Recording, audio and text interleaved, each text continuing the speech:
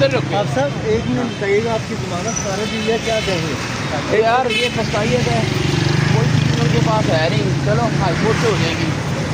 और ये जिनकी ईमा पर की जा रही है उन्हें भी हम कहते हैं इंसाफ और कानून हाथ में ना लें। कोई नहीं, इंशाल्लाह एंड में आपको बताओ।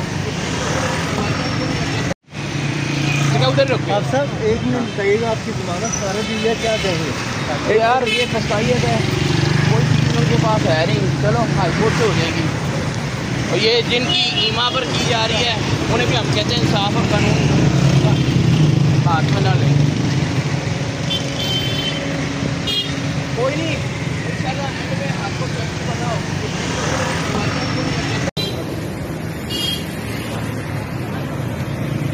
उधर सब एक मिनट बताइएगा, आपकी जमानत सारे दी है, क्या चाहिए